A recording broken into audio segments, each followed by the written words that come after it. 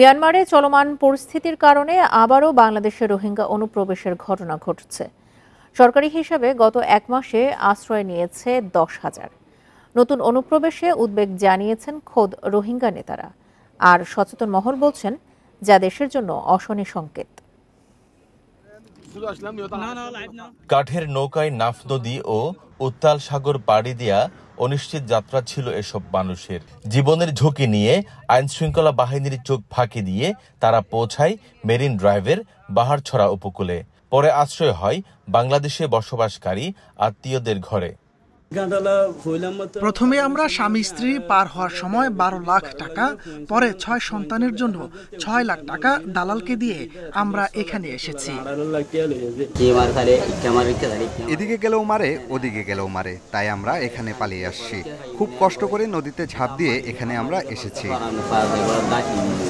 সরকারি হিসেবে গত এক মাসে বাংলাদেশে অনুপ্রবেশ করেছে অন্তত 10,000 রোহিঙ্গা।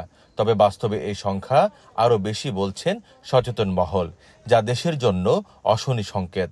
এটা আমাদের জন্য সত্যি একটা উদ্বেগের বিষয়। এই ধরনের অনুপ্রবেশ না ঘটতে পারে, এই ধরনের ব্যবস্থা সরকারের উভয় পক্ষের সাথে আলাপ করে নেওয়া উচিত।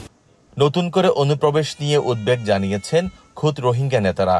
অন্যান্য দেশকেও সংকটকালীন সময়ে এগিয়ে আসার আহ্বান তাদের। এখন প্রতিদিন যে যেভাবে পারে বাংলাদেশে ঢুকে পড়ছে, যা শুধু বাংলাদেশের জন্য নয়, পুরো বিশ্বের জন্য বড় চ্যালেঞ্জ হয়ে পড়েছে। শরণার্থী ত্রাণ ও প্রত্যাবাসন কমিশনারের দাবি, অর্থের লোভে রোহিঙ্গা অনুপ্রবেশে উৎসাহিত করছে কিছু দালাল চক্র। কিছু দালাল শ্রেণী তৈরি হয়েছে, যে তারা রোহিঙ্গাদেরকে নিয়ে হয়তো ব্যবসা করছে এবং তাদেরকে এখানে ঢোকার জন্য সহযোগিতা করছে। আমি এক্স্যাক্টলি এখন আপনাকে বলতে পারবো না, কারণ এগুলো অফিসিয়ালি আমরা কাউন্ট করিনি, রেজিস্ট্রেশন প্রসেসের মধ্যে আসেনি। 2017 সালের মিয়ানমারে দমন পীড়নের মুখে পালিয়ে বাংলাদেশে আশ্রয় নেয় 7 লাখের বেশি রোহিঙ্গা। সরকারি হিসেবে সব মিলে বর্তমানে সেই সংখ্যা 12 লাখের বেশি। তৌফিকুল ইসলাম, ইন্ডিপেন্ডেন্ট নিউজ, কক্সবাজার। রোহিঙ্গা অনুপ্রবেশ নিয়ে আরো জানাতে কক্সবাজার থেকে যোগ দিচ্ছেন সহকর্মী তৌফিকুল ইসলাম। তৌফিকুল, গত 2-3 দিনে কি পরিমাণে রোহিঙ্গা এসেছেন, আর এই অনুপ্রবেশ বন্ধে কেমন উদ্যোগ দেখছেন?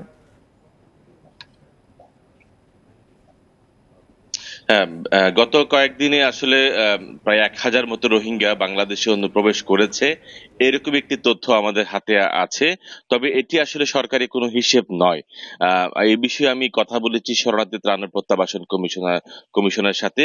মিজানুর রহমান তিনি আমাকে জানিয়েছেন, এক শ্রেণীর দালাল চক্র মূলত রোহিঙ্গাদেরকে মিয়ানমার থেকে নদীপথে বাংলাদেশে আনছে এবং মোটা অঙ্কের টাকার বিনিময়ে এই ধরনের কাজ করে থাকে বলে তিনি আমাদেরকে অনেকটা জানিয়েছেন। তবে মিয়ানমার, যেহেতু আপনারা জানেন মিয়ানমারের ওপারে সেখানে সংঘর্ষ হচ্ছে, মিয়ানমারের যে মংডু শহরের আশপাশের গ্রামগুলোতে, সেখানে রোহিঙ্গা অধ্যুষিত গ্রাম, সেখানে মূলত সংঘর্ষ হওয়ার কারণে রোহিঙ্গারা বাংলাদেশে অনুপ্রবেশ করতে চাচ্ছে। এখনো পর্যন্ত সেই গ্রামের আশপাশে অর্থাৎ সীমান্ত এলাকায় অন্তত 50 থেকে 60,000 রোহিঙ্গা সেখানে সীমান্তের বিভিন্ন জায়গায় অবস্থান করছে বলে আমরা এখানকার যারা আত্মীয় স্বজন রয়েছে তাদের কাছ থেকে আমরা জানতে পেরেছি। এবং যেহেতু যে গণ অভ্যুত্থানের সময় আইন শৃঙ্খলা পরিস্থিতি কিছুটা ভেঙে পড়েছিল, সেই সময়টা আসলে কাজে লাগিয়ে মিয়ানমার থেকে রোহিঙ্গারা বাংলাদেশে অনুপ্রবেশ করেছে। এখন সরকারিভাবে বলা হচ্ছে, যদিও বা যে শরণার্থী ত্রাণ ও প্রত্যাবাসন কমিশন কার্যালয় থেকে এখনো পর্যন্ত কত রোহিঙ্গা আসছে কাউন্ট করা হয়নি, তবে যেটি বলা হচ্ছে প্রায় 10,000 রোহিঙ্গা বাংলাদেশে অনুপ্রবেশ করছে। তবে এই সংখ্যা আসলে 10,000 ছাড়িয়ে অনেকটা দ্বিগুণ বলছেন এখানকার যারা সুশীল সমাজের, এখানকার যারা সিভিল সোসাইটির যে সকল কর্মকর্তা লোকজন আছেন তারা বলছেন। তবে এখানে রোহিঙ্গা অনুপ্রবেশের বিষয়টি অনেকটা উদ্বেগ জানিয়েছেন। আপনি এখানকার সুশীল সমাজ থেকে খুদ রোহিঙ্গা না, তারাও কিন্তু উদ্বেগ জানিয়েছেন, কারণ রোহিঙ্গারা এভাবে অনুপ্রবেশ করতে থাকলে বাংলাদেশের উপর অনেকটা আরো বেশি চাপ পড়তে পারে বলে তারা মনে করছেন। কক্সবাজার থেকে জানাচ্ছিলেন সহকর্মী তৌফিকুল ইসলাম। রোহিঙ্গা অনুপ্রবেশ নিয়ে কথা বলতে এবার আমাদের সঙ্গে যোগ দিচ্ছেন ব্র্যাকের অভিবাসন কর্মসূচির প্রধান জনাব শরীফুল হাসান। জনাব শরীফুল হাসান, আপনাকে স্বাগত জানাচ্ছি ইন্ডিপেন্ডেন্ট সংবাদে। আমরা যেমনটি দেখছি যে রোহিঙ্গা অনুপ্রবেশ আবারও নতুন করে সীমান্তে চাপ বেড়েছে, সেক্ষেত্রে এইটিকে সচেতন মহল বলছে যে এটি একটি অশনি সংকেত আমাদের জন্য। এই নিয়ে সরকারের যে উদ্যোগ, সেগুলোকে যথার্থ মনে করছেন আপনি? ধন্যবাদ। আপনাদের রিপোর্টার যেটা বলছিলেন আসলে এখানে ঠিক সরকারের উদ্যোগ বা এই বিষয়গুলোর আগে আপনি যদি আমাদের অবস্থানটা দেখেন, আপনি মংডুতে যেখানে যুদ্ধ চলছে তার ঠিক উল্টো দিকে টেকনাফ। আসলে যখন একটা যুদ্ধ বা সংকট চলে তখন মানুষ জীবন বাঁচাতে যেভাবে আসে, ইতিমধ্যে আপনি শুনেছেন 10, 15, 20 হাজার বা এরকম কাছাকাছি ঢুকেছে এবং সীমান্তে আরো 50, 60, 70 হাজার আসে। এবং ঠিক 6 বছর আগে অগাস্ট মাসে শেষের দিকেই মাত্র 25 আগস্ট মানে পূর্তিটা হলো 6 বছরের, সেই সময় একবারে আপনার 8 লাখ রোহিঙ্গা চলে এসেছিল। আপনি সরকার কি কি উদ্যোগের বিষয়, আমি মনে করি যে আমাদের রাষ্ট্রের আসলে অবস্থানটা কি হবে সেটা আমাদের খুব পরিষ্কার করা উচিত এবং সেইটা কিন্তু আমাদের আইন শৃঙ্খলাকারী বাহিনীর স্থানীয় প্রশাসনকে পরিষ্কার করে বলতে হবে যে আমরা আর একটি রোহিঙ্গাকেও ঢুকতে দিতে চাই না বা আমাদের এই অবস্থান। তা না হলে হবে কি, স্থানীয় প্রশাসন বা সবাই একটা দ্বিধাদ্বন্দ্বে থাকে এবং তখন রোহিঙ্গারা এই যে যেহেতু ইতিমধ্যে ক্যাম্পে 10-12 লাখ রোহিঙ্গা রয়েছে, তাদের পুরনো আত্মীয় স্বজন রয়েছে, তারা দালালদেরকে দিয়ে টাকা দিয়ে এমন ভাবে ঢুকে, এটা শুনতে হয়তো মানে কিছুটা অমানবিক শোনায় যে যুদ্ধ চলছে আমরা আশ্রয় দিব কেন, কিন্তু দেখেন বাংলাদেশের একটা সামর্থ্যের বিষয় আছে। আমাদের 12-14 লাখ রোহিঙ্গা আছে, রোজ নতুন শিশু জন্ম নিচ্ছে। মানে কত সংকট হলে সবসময় কি আমাদের দিকে আসবে? মানে আন্তর্জাতিক কোন সম্প্রদায়ের বা কারো কি দায়িত্ব নেই? আমি মনে করি এই মুহূর্তে এই যে আরো নতুন করে 40, 50, 60 হাজার আসার অবস্থান রয়েছে, সেই জায়গায় বাংলাদেশ কি করতে চায়, আমাদের সরকার, পররাষ্ট্র মন্ত্রণালয়, সেইটা স্থানীয় প্রশাসন, বিজিবি সবাইকে জানানো, স্থানীয় জনগণকে জানানো এবং আন্তর্জাতিক সম্প্রদায়কে জানানো যে আমরা এই কারণে রোহিঙ্গাদেরকে ঢুকতে দিতে পারবো না, বা সরকার যদি বিকল্প ভাবে দেখুন সেই ক্ষেত্রে আন্তর্জাতিক সম্প্রদায় কি বলে। কারণ এই সংকটটা কিন্তু নতুন নয়, এই যে যুদ্ধ চলছে সেখানে আরাকান আর্মির সাথে সরকারের প্রায় গত 2-3 বছর ধরে আমরা বছরের শুরু থেকেই বলছিলাম যে আবার এরকম একটা সংকট ঘটবে, কিন্তু এখনো যদি না বার্তা দেওয়া হয়, আমরা অবশ্যই আমাদের রাষ্ট্রে কিছু ট্রানজিশন হচ্ছে, কিন্তু আমি যদি একটি কথাই বলি, রোহিঙ্গাদের বিষয়টা প্রতিটা দেশ কিন্তু এখানে ব্যক্তিগত সিদ্ধান্ত, কিছু পাবার সিদ্ধান্ত বা কোনো এন্টি সেন্টিমেন্টের চেয়ে প্রত্যেকটা দেশ তার নিজের দেশের স্বার্থটা দেখে। আমি মনে করি আমাদের সবার আগে বাংলাদেশের স্বার্থটা দেখতে হবে এবং রোহিঙ্গাদের বিষয়ে পুরো জাতিকে আমাদের স্বার্থটা জায়গায় ঐক্যমত্য হতে হবে যে আমরা এই বিষয়ে আমাদের অবস্থানটা এই। ডোনাল্ড লুর নেতৃত্বে একটি মার্কিন প্রতিনিধি দল ঢাকায় আসছে, রোহিঙ্গা ইস্যুটি কি সেখানে তোলা যেতে পারে, আপনার কি মনে হয়? আমি মনে করি অবশ্যই আমাদেরকে তোলা উচিত, অবশ্যই আমাদেরকে বলা উচিত এবং সম্ভব হলে আমি মনে করি যদিও হয়তো তারা নিরাপত্তা কোনো যেতে চাইবে না, কিন্তু আমি মনে করি সম্ভব হলে তাদের কাউকে যদি সেখানে নিয়ে যাওয়া যায় যে দেখো এই পরিস্থিতি, এই যে আসছে আমরা এখন কি করব, এবং তাদের পরামর্শ চাওয়া। আপনি দেখবেন যুক্তরাষ্ট্র থেকে আরম্ভ করে ইউরোপিয়ান, আন্তর্জাতিক সব সম্প্রদায় তারা বলছে বাংলাদেশের পাশে থাকবে বলছে, কিন্তু আপনি দেখেন একটি লোকও কিন্তু আমাদের যায়নি। যদিও আমরা 2018 সালে একটা শুরু থেকে চুক্তি করা হয়েছিল, বলেছিল রোহিঙ্গারা প্রত্যাবর্তন করবে, কিন্তু আমরা কিন্তু একজন রোহিঙ্গাকে আমরা পাঠাতে পারিনি। এবং আমি যদি বলি ধরেন কালকে থেকেও যদি রোহিঙ্গারা যাওয়া শুরু করে ধরেন কোনো কারণে, তাতেও সর্বশেষ রোহিঙ্গাটা যেতে 15-20 বছর লেগে যাবে, মানে আরো বেশি সময় লাগবে, অন্তত পক্ষে 25 বছর, আমি একটা অঙ্ক করে বলেছিলাম। তো সেই রকম জায়গায় রোজ নতুন শিশু জন্ম হচ্ছে, আরো যদি লোকজন আসতে থাকে, তো সেই ক্ষেত্রে আন্তর্জাতিক সম্প্রদায়গুলো কি করছে, তারা কি শুধু বাংলাদেশকেই প্রেসার করবে, বাংলাদেশকেই বলবে যে তোমরা নাও? তাদের রোলটা কি এখানে? জাতিসংঘ বলেন, যুক্তরাষ্ট্র বলেন, তাদের সমস্ত জায়গায় আমি মনে করি যে এই বিষয়গুলোতে পরিষ্কার করা বলা উচিত এবং বাংলাদেশের আন্তর্জাতিক সম্প্রদায়টাকেও সামনে রেখে আমাদের অবস্থানটা পরিষ্কার করা উচিত। আমি আবারও বলি, কোনো সময় আমি কি পাবো বা আমার কি হবে, কোনো পুরস্কার পাবো কিনা, বা আমার দেশে মানুষ মানবিক কিনা, আমি মনে করি এই সমস্ত কিছু আপনি দেখবেন পৃথিবীর বেশিরভাগ দেশ তার দেশের জাতীয় স্বার্থ ঐক্যমত। আমি মনে করি রোহিঙ্গাদের বিষয় এখানে আমাদের জাতীয় যে স্বার্থ সেই ঐক্যমত বলেছেন যেমন কি যে আমাদের দেশের স্বার্থকে সবার আগে প্রাধান্য দিতে হবে, যেহেতু বাংলাদেশে এই রাজনৈতিক অস্থিরতার মধ্যে সব বিষয়ে সংস্কার চলছে। আশা করি যেহেতু দীর্ঘদিনের এই রোহিঙ্গা সংকটটি আমাদের দেশে রয়েছে, এই বিষয়েও নিশ্চয়ই বর্তমানে যারা রয়েছেন অন্তর্বর্তী সরকার এই বিষয়েও নিশ্চয়ই জোর তৎপরতা চালাবেন। আপনাকে অসংখ্য ধন্যবাদ আমাদেরকে সময় দেওয়ার জন্য। আগামী 16 সেপ্টেম্বর পর্যন্ত বাংলাদেশ এবং ভারতে সফর করবেন যুক্তরাষ্ট্রের দক্ষিণ ও মধ্য এশিয়া বিষয়ক সহকারী পররাষ্ট্রমন্ত্রী ডোনাল্ড লু। মার্কিন উচ্চ পর্যায়ের একটি প্রতিনিধি দলের নেতৃত্ব দেবেন তিনি। ঢাকা সফরে অর্থনৈতিক প্রবৃদ্ধি, স্থিতিশীলতা এবং উন্নয়নে বাংলাদেশকে সহায়তা করার বিষয়ে আলোচনা করবেন সফরকারীরা। মঙ্গলবার মার্কিন পররাষ্ট্র মন্ত্রণালয়ের মুখপাত্রের কার্যালয় এক সংবাদ বিজ্ঞপ্তিতে এসব তথ্য জানিয়েছে। এতে বলা হয়, ডোনাল্ড লু তার সফরে অংশীদারদের অর্থনৈতিক প্রবৃদ্ধি এবং ইন্দো প্যাসিফিক অঞ্চলে স্থিতিশীলতার জন্য যুক্তরাষ্ট্রের সহায়তার প্রতিশ্রুতি আবারও জানাবেন।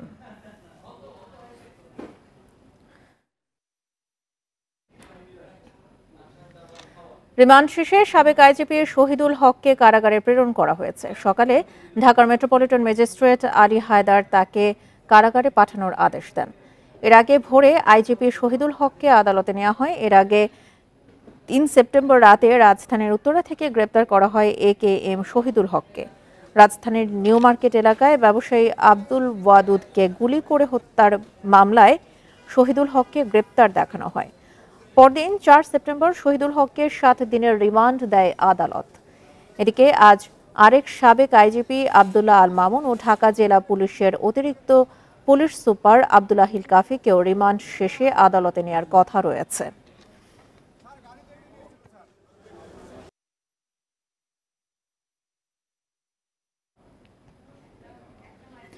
সাবেক প্রধানমন্ত্রী শেখ হাসিনার বিদ্যুৎ ও জ্বালানি উপদেষ্টা তৌফিক ইলাহি চৌধুরীকে গ্রেপ্তার করেছে পুলিশ। মঙ্গলবার রাত 10:15টার দিকে গুলশানের একটি বাড়ি থেকে তাকে গ্রেপ্তার করা হয়। গ্রেপ্তারের পর তাকে মিন্টো রোডের ডিবি কার্যালয়ে নেওয়া হয়েছে। বিষয়টি নিশ্চিত করেছেন ডিবির অতিরিক্ত কমিশনার রেজাউল করিম মল্লিক। তিনি জানান, তৌফিক ইলাহি চৌধুরীর বিরুদ্ধে একাধিক মামলা রয়েছে, তবে কোন মামলায় তাকে গ্রেপ্তার দেখানো হবে তা পরে জানানো হবে। ৫ আগস্ট আওয়ামী লীগ সরকার পতনের পর থেকে একের পর এক গ্রেপ্তার হচ্ছেন আওয়ামী লীগ নেতা ও উপদেষ্টারা। তৌফিক ইলাহি চৌধুরী দীর্ঘদিন শেখ হাসিনার বিদ্যুৎ ও জ্বালানি উপদেষ্টার দায়িত্ব পালন করেন।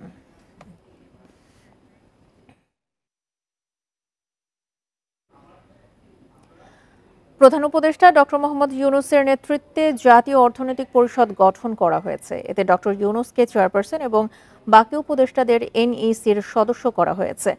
সোমবার এ সংক্রান্ত প্রজ্ঞাপন জারি করে মন্ত্রিপরিষদ বিভাগ। এতে বলা হয়েছে, পরিষদকে সহায়তা দানকারী কর্মকর্তা হিসেবে থাকছেন মন্ত্রিপরিষদ সচিব, মুখ্য সচিব, বাংলাদেশ ব্যাংকের গভর্নর, পরিকল্পনা বিভাগের সচিব, পরিকল্পনা কমিশনের সদস্যরা এবং সংশ্লিষ্ট বিভাগের সচিবরা। পরিষদের কার্যপরিধিতে বলা হয়েছে, সামগ্রিক অর্থনৈতিক উন্নয়ন কর্মকাণ্ড সম্পর্কিত নীতি ও কৌশল গ্রহণে দিক নির্দেশনা দেয়া, দীর্ঘমেয়াদী ও মধ্যমেয়াদী পরিকল্পনা, বার্ষিক উন্নয়ন কর্মসূচি ও কর্মপন্থা চূড়ান্তকরণ এবং অনুমোদন প্রদান সহ বিভিন্ন গুরুত্বপূর্ণ সিদ্ধান্ত নেবে এই পরিষদ। এর বৈঠক প্রয়োজন অনুযায়ী অনুষ্ঠিত হবে।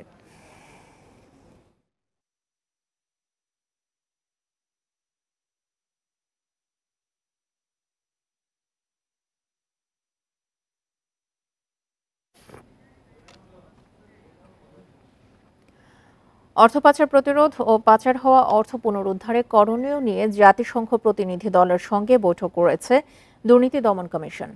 দুদকের সঙ্গে United Nations office on drugs and crime UNODC এর দক্ষিণ এশিয়ার আঞ্চলিক প্রধান মার্কো টেইজেরিয়ার প্রতিনিধি দলের সভা অনুষ্ঠিত হয়।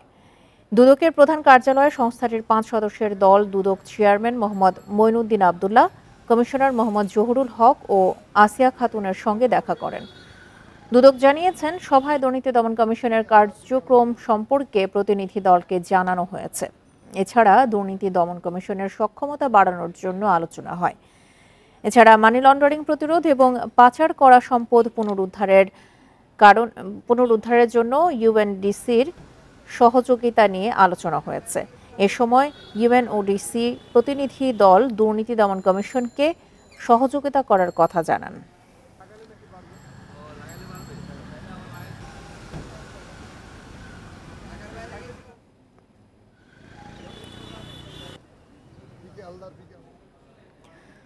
নানা ধরনের বিধানে প্রশ্নের মুখে কর ন্যায্যতা। রাষ্ট্রের শীর্ষ পদে থেকেও আয়কর দিতে হয় না উচ্চ আদালতের বিচারপতিদের। মন্ত্রী, MP, স্পিকারের সব ধরনের ভাতা ও করমুক্ত, এমনকি গাড়ি আমদানিতেও শুল্কমুক্ত সুবিধা পান এমপিরা। কর নির্ধারণে বৈষম্য আছে সরকারি ও বেসরকারি চাকরিজীবীদের মধ্যেও।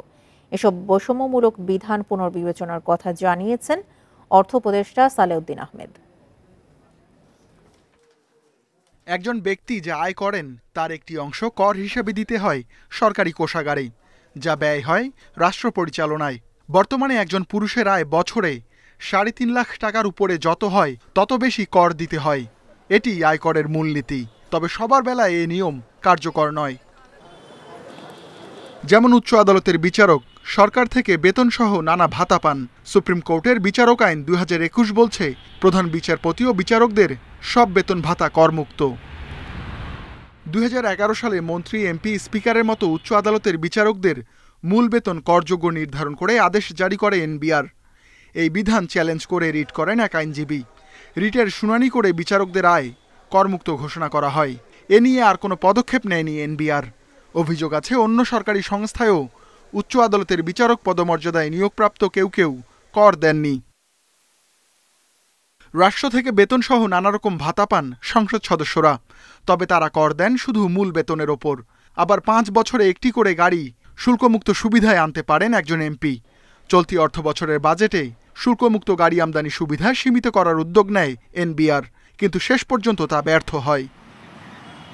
কর আদায় বাড়াতে যেখানে নিত্য নতুন বিধান করছে সরকার, সেখানে রাষ্ট্রের উচ্চ পদে আসীন ব্যক্তিদের এমন সুবিধা নিয়ে প্রায়ই প্রশ্ন ওঠেই। রাষ্ট্রের সকল সুযোগ সুবিধা ব্যবহার করে স্যার বিনা পয়সায় লেখাপড়া করেছি, বড় বড় পজিশনে এসেছি, কিন্তু আমাদের বেনিফিটটা বেশি। তো এই ডিসপ্যারিটি নিয়ে স্যার কথা বলছেন। আমরা এগুলো নিয়ে রিফর্ম স্যাররা চিন্তাভাবনা করছেন। আমাদের চিফ অ্যাডভাইজার মহোদয় এটা নিয়ে উদ্বিগ্ন আছেন।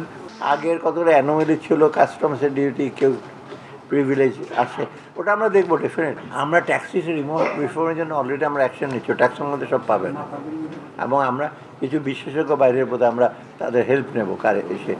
বৈষম্য আছে সরকারি বেসরকারি চাকরিজীবীদের কর নির্ধারণেও। বেতন ও সব ধরনের ভাতায় কর দিতে হয় বেসরকারি কর্মীদের। অন্যদিকে রাষ্ট্রীয় সুবিধা পেলেও সরকারি কর্মচারীরা কর দেন শুধু মূল বেতনের ওপর। লিখের যেন না হয়। আপনি যেটা রুহুল আমিন, ইন্ডিপেন্ডেন্ট নিউজ, ঢাকা। দেশের 5 কারাগার থেকে পলাতক মৃত্যুদণ্ড এবং যাবজ্জীবন সাজা পাওয়া 27 জন আসামি, এর মধ্যে গ্রেপ্তার হয়েছেন মাত্র 5 জন। ছদ্মবেশে এবং আত্মগোপনে থাকা এসব পেশাদার খুনি জঙ্গিদেরকে নিরাপত্তার বড় হুমকি হিসেবে দেখছেন কর্মকর্তারা। ছাত্র জনতার আন্দোলনের সময় আইনশৃঙ্খলা পরিস্থিতির দুর্বলতার সুযোগ নেয় পেশাদার অপরাধীরা। কারাগারে নজিরবিহীন হামলা, ভাঙচুর, লুটপাট চালানো হয়। জেল ভেঙে অস্ত্র নিয়ে পালিয়ে যায় যাবজ্জীবন ও মৃত্যুদণ্ডপ্রাপ্ত আসামিরা। সরজমিনে 5টি কারাগারে গিয়ে দেখা যায় অস্ত্র লুটের সঙ্গে পুড়িয়ে দেওয়া হয়েছে মামলার গুরুত্বপূর্ণ সব নথি। প্রমাণ সরাতে সিসিটিভি ক্যামেরা ভাঙচুর করা হয়। 6 আগস্ট কাশিমপুর হাই সিকিউরিটি কারাগারের রাখা দুর্ধর্ষ বন্দীদের মধ্যে পালিয়ে যায় মৃত্যুদণ্ডপ্রাপ্ত আসামিসহ 203 জন। আটক হয়েছেন তাদের মধ্যে মাত্র 5 জন। ফায়ার হয়নি, অথবা এরকম আগুন ধরে দিয়েছে, অথবা ধ্বংস করে দিয়েছে, পুরো সবকিছু তছনছ করে হয়েছে। হাই সিকিউরিটির যেটা হয়েছে এটাও যদিও আনপ্রেসিডেন্টেড, বাট আসলে সামষ্টিকভাবে দেশের পরিস্থিতির কারণে এবং যেহেতু কারো এর বাইরে নয়, যেহেতু প্রস্তুতিটা ছিল, যে কারণে নরসিংদীর মতো ঘটনা ঘটেনি, বাট কিছু ফ্র্যাকশন হয়তো এটার অ্যাডভান্টেজ নিয়েছে। সারা দেশের কারাগারগুলোতে মোট বন্দির ধারণ ক্ষমতা 42,000, যেখানে 5 আগস্ট পর্যন্ত কয়েদি ছিলেন 92,000-এর বেশি। অন্তর্বর্তী সরকার মিথ্যা মামলায় আটক ছাত্রদের জামিন দিলে বর্তমানে বন্দি 52,000। পেশাদার অপরাধীদের নথি পরিকল্পিতভাবে পুড়িয়ে ফেলায় আসামি ধরতে বেগ পেতে হচ্ছে আইনশৃঙ্খলা বাহিনীকে। ইনিশিয়ালি প্রথম দিকে জেল কর্তৃপক্ষের কাছে কিন্তু এটা খুব আমাদের জন্য একটা চ্যালেঞ্জিং কাজ ছিল, তাদের এই ডেটাগুলি সংগ্রহ করা এবং তাদেরকে শনাক্ত করা। স্পেশালি যারা মৃত্যুদণ্ডপ্রাপ্ত এবং যাবজ্জীবন কারাদণ্ডপ্রাপ্ত যারা আসামি ছিলেন তাদের কিন্তু আমরা এখন চিহ্নিত করতে পেরেছি। অনেকে তাদের নিজের বাসাতেও ছিলেন এবং কিছু কিছু তাদের বিভিন্ন যে আত্মীয়স্বজন তাদের কাছ থেকে আমরা তাদের উদ্ধার করছি। রাজধানীতে নতুন ভাড়াটিয়া কিংবা অপরিচিতদের আনাগোনাকে সন্দেহের তালিকায় রাখছে র্যাব। এছাড়া কেউ কেউ দেশের সীমানা ছেড়েছে বলেও আশঙ্কা করা হচ্ছে। Arafatur Rahman, Independent News, Dhaka. সারা দেশে দৈনিক 2 থেকে 2,500 মেগাওয়াট লোডশেডিং হচ্ছে। গ্রামাঞ্চলে 12 থেকে 14 ঘন্টা এবং শহরে বিদ্যুৎ থাকছে না কয়েক ঘন্টা পর্যন্ত। জ্বালানি সংকট, যান্ত্রিক ত্রুটি সহ বিভিন্ন কারণে কমেছে বিদ্যুতের উৎপাদন। বিশেষজ্ঞরা বলছেন অর্থনীতির সক্ষমতা বিবেচনা না করে জ্বালানির আমদানি নির্ভরতাই সংকটের মূল কারণ, যা সহসাই কাটবে না। বড়পুকুরিয়া কয়লাভিত্তিক বিদ্যুৎ কেন্দ্রের একটি ইউনিট 7 সেপ্টেম্বর এবং আরেকটি 9 তারিখে বন্ধ হয়ে যায়। যান্ত্রিক ত্রুটির কারণে জাতীয় গ্রিডে মিলছে না কমপক্ষে 300 মেগাওয়াট বিদ্যুৎ। এক চালু করতে আমাদের আরো 7 দিন সময় লাগবে।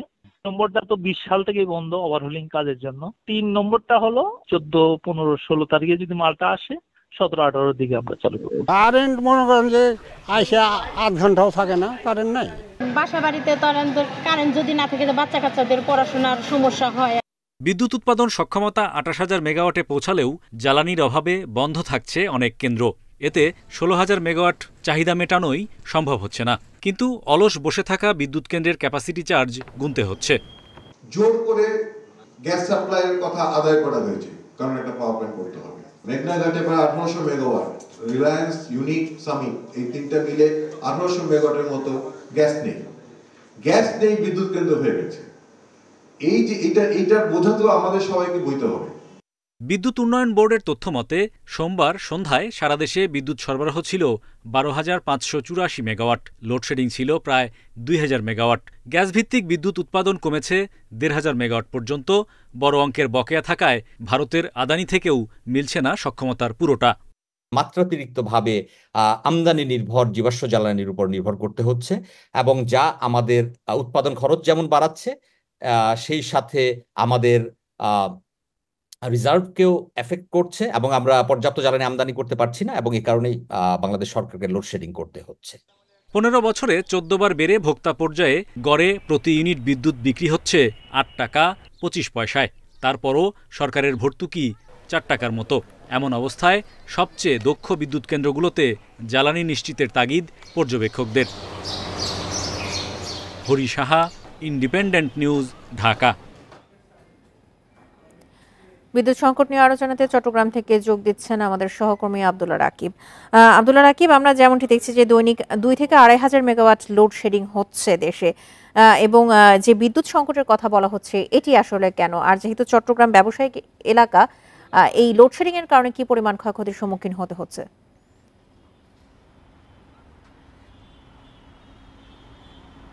চট্টগ্রামের চিত্রটি একেবারে ব্যতিক্রম বলা চলে। আমরা দেখেছি গত 2 সপ্তাহ ধরে চট্টগ্রামের যে বিদ্যুতের লোডশেডিং সেটা একেবারেই কম হচ্ছে, কিন্তু কিছু কিছু এলাকায় হচ্ছে। তবে আমরা দেখেছি শহরের এলাকাগুলো থেকে গ্রাম অঞ্চলে যেখানে পল্লী বিদ্যুৎ সমিতি বিদ্যুৎ সরবরাহ ব্যবস্থা নিয়ন্ত্রণ করে থাকে সেখানে কিছুটা লোডশেডিংয়ের দেখেছি আমরা, এবং সেখানে প্রায় দিনের বেলা বিদ্যুৎ থাকে না বললেই চলে। তবে নগরীর যে এলাকাগুলো রয়েছে, যেহেতু নগরীতে শিল্পঘন এলাকা রয়েছে বেশ কয়েকটি এলাকায়, সেখানে বিদ্যুৎ সরবরাহ ব্যবস্থা স্বাভাবিক রয়েছে। এছাড়া নগরীর যে আবাসিক এলাকাগুলো আছে সেখানেও বিদ্যুৎ সরবরাহ ব্যবস্থা আমরা দেখেছি। দিনে কিছুটা কয়েক ঘন্টার জন্য হয়তো লোডশেডিং হচ্ছে, কিন্তু রাতের বেলা বিদ্যুৎ ব্যবস্থা আসলে নিরবিচ্ছিন্ন থাকছে বলা চলে।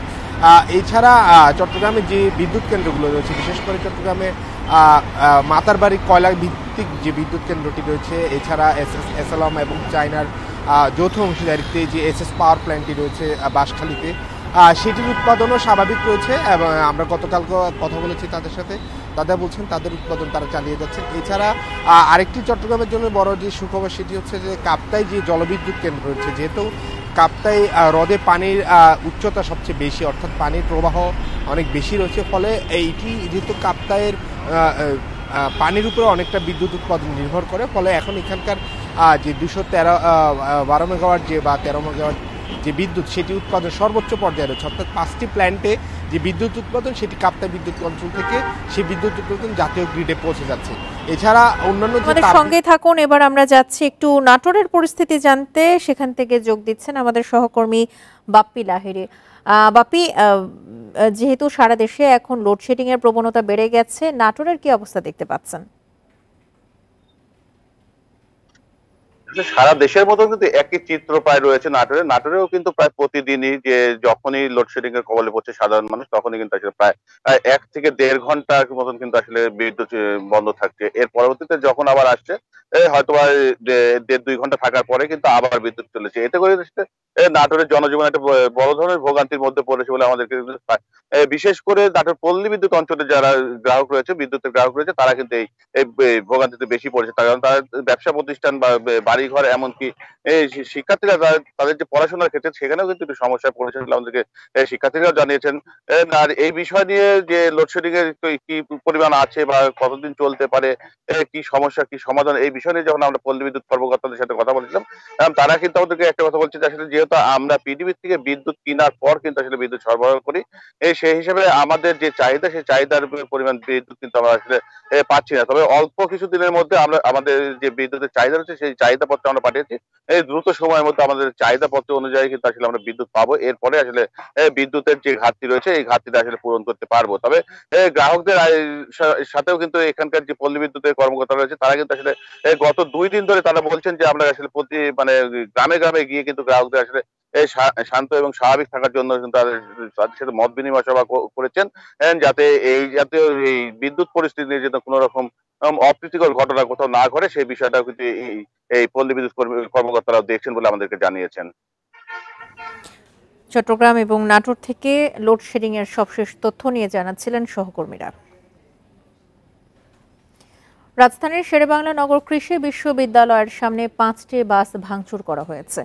মঙ্গলবার রাত 8টার দিকে মিরপুর সুপার লিংকের বাসগুলো ভাঙচুরের অভিযোগ আনা হয়েছে।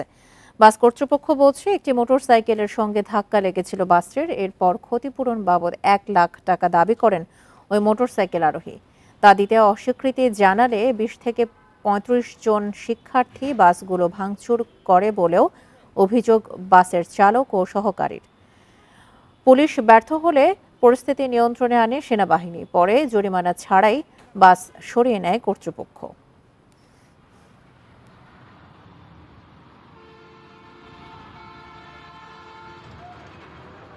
আগামী বছরের জন্য 35 কোটির বেশি বই ছাপানো হবে। 2012 সালের পাণ্ডুলিপিতে বই ছাপানো হবে, তবে এখন পর্যন্ত আহ্বান করা হয়নি দরপত্র। মুদ্রণ ব্যবসায়ীরা বলছেন দ্রুততম সময়ের মধ্যে দরপত্র আহ্বান না করলে সংকট সৃষ্টি হবে। এনসিটিবি অবশ্য বলছে 1 সপ্তাহের মধ্যে দরপত্রের প্রক্রিয়া শুরু হবে। নতুন শিক্ষাক্রম চালুর পর থেকেই বিভিন্ন মহলে এ নিয়ে শুরু হয় সমালোচনা। শেখ হাসিনা সরকারের পতনের পর এই শিক্ষাক্রম থেকে সরে আসার সিদ্ধান্ত হয়। আগামী বছর মাধ্যমিক পর্যায়ে 6ষ্ঠ থেকে 10ম শ্রেণী পর্যন্ত আগের শিক্ষাক্রম অনুযায়ী কার্যক্রম চলবে। এ অবস্থায় 2012 সালের পাণ্ডুলিপি অনুযায়ী বই ছাপানো হবে। কয়েকটি বিষয়ের পাণ্ডুলিপিতে সংযোজন বিয়োজন করা হচ্ছে বলে জানিয়েছে জাতীয় শিক্ষাক্রম ও পাঠ্যপুস্তক বোর্ড। এবং এখানে কিছু পরিমার্জন হবে, কিছু সেন্সিটিভিটি ইস্যু আছে যেগুলোকে যথাযথভাবে ঐতিহাসিক যে তথ্য উপাত্ত সেগুলো সংশোধন করা হবে, পরিমার্জন করা হবে। এদিকে 6ষ্ঠ থেকে 8ম শ্রেণীর বই ছাপানোর দরপত্র মূল্যায়ন করা হলেও আগের শিক্ষাক্রমে ফিরে যাওয়ায় সেটি বাতিল করা হয়েছে। এখন নতুনভাবে দরপত্র আহ্বান করবে এনসিটিবি। সামনে 2025-এ যে বইগুলো যাবে সেটার জন্য করা হবে। এর জন্য একটা রিটেন্ডারের প্রক্রিয়া শুরু হবে বলে মন্ত্রণালয় আমাদেরকে আভাস দিয়েছেন। মুদ্রণ ব্যবসায়ীরা বলছে প্রথম থেকে 10ম শ্রেণী পর্যন্ত 35 কোটির বেশি বই ছাপানো হবে। ছাপানো এবং পৌঁছে দেওয়ার জন্য সময় লাগে 90 দিন। দ্রুততম সময়ে দরপত্র আহ্বান করা না হলে নির্দিষ্ট সময়ের মধ্যে বই ছাপানো যাবে না। টেন্ডারের জন্য রিটেন্ডারে মাত্র 1 সপ্তাহ নোটিশ দিয়ে টেন্ডার করা যায়, বিজ্ঞাপন দিয়ে। এখন টেন্ডার মূল্যায়নের ক্ষেত্রে এনসিটিভির পারফরমেন্স থাকতে হবে ভালো। যদি এনসিটিভির ভিতর থেকে ওদের সাপোর্টাইজ না করা হয়, মূল্যায়নটা যথাসময়ে দ্রুত করে ফেলে, তাহলে এটা খুব বেশি দেরি বলে মনে করতেছি। এদিকে আগামী বছর থেকে আনুষ্ঠানিকভাবে কোনো বই উৎসব হবে না, তবে শিক্ষার্থীদের হাতে স্কুলেই নতুন বই তুলে দেয়া হবে বলে প্রাথমিকভাবে সিদ্ধান্ত নিয়েছে শিক্ষা মন্ত্রণালয়। Noore Alam, Independent News, Dhaka. Driving লাইসেন্সের স্মার্ট কার্ড পেতে সময় লাগে 3 বছরেরও বেশি, তবে প্রভাব খাটিয়ে 2-1 জন দ্রুতও পেয়েছেন। বিআরটি এর বিরুদ্ধে এটি সাধারণ অভিযোগ। সরবরাহকারী প্রতিষ্ঠানগুলো কার্ড দিতে পারেনি বলেই এই সংকট জানিয়েছেন চেয়ারম্যান। তবে তিনি জানান প্রায় 70,000 স্মার্ট কার্ড শাহজালাল বিমানবন্দরে চলে এসেছে, 1 সপ্তাহের মধ্যে দেয়া হবে। অনেকদিন ধরে ড্রাইভিং লাইসেন্সের স্মার্ট কার্ড দিতে পারছে না বিআরটিএ। এতে সংকটে পড়েছে পেশাদার চালক ও চাকরি প্রত্যাশীরা। ফলে প্রতিদিনই ভিড় হচ্ছে মিরপুর ও বনানীর বিআরটিএ কার্যালয়ে। 2021 সালে আবেদন করার পরে আমার প্রথমটা স্লিপ দিছে, তারপর ড্রপ টেস্ট, এরকম করে আমার 1 বছর ভুগাইছে। যাওয়ার পরে ওনারা বলে ভাই আপনারা এখনো সফটওয়্যার আপডেট হয় নাই, আপনারা আবার 2 মাস পর আইসেন, ডেট বাড়াই দিচ্ছে। এমন করতে করতে 4-5 মাস চলতেছে। 6 মাস পর পর আমাদের একটা করে ডেট দেয়, লাইসেন্স আর দেয় না। লাইসেন্সের জন্য আমরা আজকে প্রায় এইবার দিয়ে 4 বার গেলাম। সংস্থার চেয়ারম্যান জানান, স্মার্ট কার্ড সরবরাহের দায়িত্ব মাদ্রাজ সিকিউরিটি প্রিন্টার্স প্রাইভেট লিমিটেডের। সেপ্টেম্বর পর্যন্ত তাদের কাছে 5.5 লাখ কার্ডের চাহিদা দেয়া হয়েছে। এর মধ্যে বিমানবন্দর এসেছে মাত্র 70,000। লাইসেন্স আমাদের ঢাকা এয়ারপোর্টে এসে পৌঁছেছে। আমরা যোগাযোগ রেখেছি যাতে করে সেগুলো কাস্টমস ক্লিয়ারেন্সের পরপরই আমাদের কাছে তারা পৌঁছে দেয়। তারপর আমরা সেগুলো দ্রুত প্রিন্ট করে গ্রাহকের কাছে পৌঁছে দিব। আর আরও একটি তথ্য তারা জানাচ্ছে যে 4 লক্ষ লাইসেন্সের জন্য তারা এলসি করেছে এবং দ্রুতই আমাদের কাছে এই 4 লক্ষ লাইসেন্সও তারা দিবে। তিনি আরও জানান, যারা বিদেশ যাচ্ছেন বা চাকরির পরীক্ষা দিচ্ছেন তাদের জরুরি ভিত্তিতে স্মার্ট কার্ড দেওয়া হচ্ছে। যারা স্টুডেন্ট স্কলারশিপ নিয়ে যারা বিদেশে যাবে, আর কিছু গ্রাহক আছেন যারা নাকি আমাদের দেশে ড্রাইভিংয়ের পরীক্ষায় যারা অংশগ্রহণ করবে, এই 2 ধরনের গ্রাহককে আমরা অগ্রাধিকার ভিত্তিতে প্রিন্ট দিয়ে ডাকযোগে তাদের কাছে আমরা ড্রাইভিং লাইসেন্স স্মার্ট কার্ড পৌঁছে দিচ্ছি। গত 18-19 জুলাই বনানীর বিআরটিএ কার্যালয়ে আগুন দেয় দুর্বৃত্তরা। ভাঙচুর করা হয় মিরপুর কার্যালয়েও। ক্ষতিগ্রস্ত হয় সংস্থাটির সার্ভার। বন্ধ থাকে সব কার্যক্রম। এরপর সেবা চালু হয় 19 আগস্ট। আল আমিন হোসেন, ইন্ডিপেন্ডেন্ট নিউজ, ঢাকা। স্বৈরশাসনের পতনের পর আত্মগোপনে আওয়ামী লীগের বেশিরভাগ নেতাকর্মী। এতে একচেটিয়া ঝুট ব্যবসা নিয়ন্ত্রণ হারায় তারা। এ অবস্থায় নতুন করে কয়েকটি পক্ষ ঝুট ব্যবসার নিয়ন্ত্রণ নিতে বেপরোয়া। হামলা ও হুমকি পাচ্ছেন বলে অভিযোগ অনেক গার্মেন্টস মালিকের। শিল্প বাণিজ্য নগরী নারায়ণগঞ্জে 700-র বেশি রপ্তানিমুখী পোশাক শিল্প কারখানা। অভিযোগ আছে এসব কারখানার ঝুট ব্যবসা নিয়ন্ত্রণ করত আওয়ামী লীগ ও এর অঙ্গ সংগঠনের স্থানীয় নেতাকর্মীরা। 5 আগস্ট আওয়ামী লীগ সরকারের পতনের পর তাদের অনেকেই আত্মগোপনে। এখন ঝুট ব্যবসা নিয়ন্ত্রণে নিতে চেষ্টা চালাচ্ছে নতুন একাধিক পক্ষ। গার্মেন্টস মালিকরা বলছেন, দেশের চলমান পরিস্থিতিতে ব্যবসা টিকিয়ে রাখতেই হিমশিম খেতে হচ্ছে তাদের। এর মধ্যে ঝুট ব্যবসার একটি পক্ষ আড়ালে চলে যাওয়ার পর একাধিক পক্ষ নানাভাবে হুমকি দিচ্ছে। অনেকেই সুযোগ নেওয়ার চেষ্টা করছে, তাদের আধিপত্য বিস্তার করার চেষ্টা করছে। ইভেন 1-2 গ্রুপ না, একই মহল্লার মধ্যে কয়েক গ্রুপ আইসা বিভিন্নভাবে ফোন দিচ্ছে। নারায়ণগঞ্জে ঝুট ব্যবসা দখলে নিতে কয়েকটি গ্রুপের মধ্যে হামলা, সংঘর্ষ ও ভাঙচুরের ঘটনাও ঘটেছে। এতে আতঙ্কিত পোশাক শ্রমিকরা। আমরা চাই আমাদের ফ্যাক্টরিতে আমরা নিরাপত্তায় আসতে চাই, আমরা নিরাপদভাবে যেন বাসায় ফিরে যেতে চাই, আমরা সুষ্ঠু একটা পরিবেশ চাই। বিকেএমই এর সভাপতি বলছেন, সেনাবাহিনী ইন্ডাস্ট্রিয়াল সিকিউরিটি সেল গঠন করে ব্যবসায়ীদের নিরাপত্তা দিচ্ছে। শিল্প কলকারখানার এই নিরাপত্তার জন্য একটা সেল করা হয়েছে, কর্নেল এটার দায়িত্বে আছেন। তো উনি এটা সার্বক্ষণিক মনিটরিং করতেছেন এবং আমরা যখন এরকম কেউ কারোর নাম পাই আমরা সাথে সাথে এটা ওনার ওখানে পাঠিয়ে দিই। অভিযোগ পেলে ব্যবস্থা নেওয়ার আশ্বাস পুলিশের। কোনো মালিক পক্ষ তার কাছে কেউ চাঁদা চায় বা সে চাঁদাবাজির শিকার হয়, ওনারা অবশ্যই যদি আমাদের কাছে আইনগত সহায়তা চায় আমরা অবশ্যই ওনাদেরকে সহায়তা করব। নারায়ণগঞ্জের পোশাক কারখানাগুলোতে কাজ করে প্রায় 14 লাখ শ্রমিক। পোশাক খাতে স্বস্তি ফেরাতে দ্রুত পদক্ষেপ নেওয়ার তাগিদ তাদের। Independent news.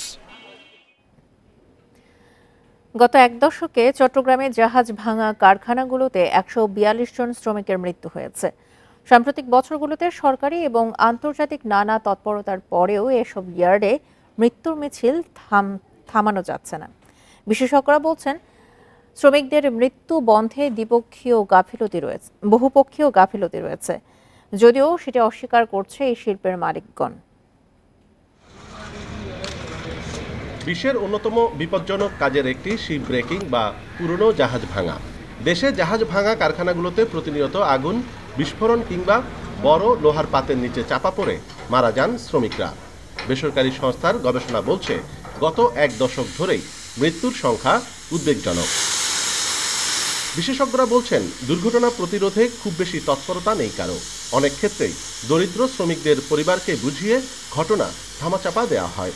ফলে কাগজে কলমে নিরাপত্তার কথা বলা হলেও কমছে না দুর্ঘটনা।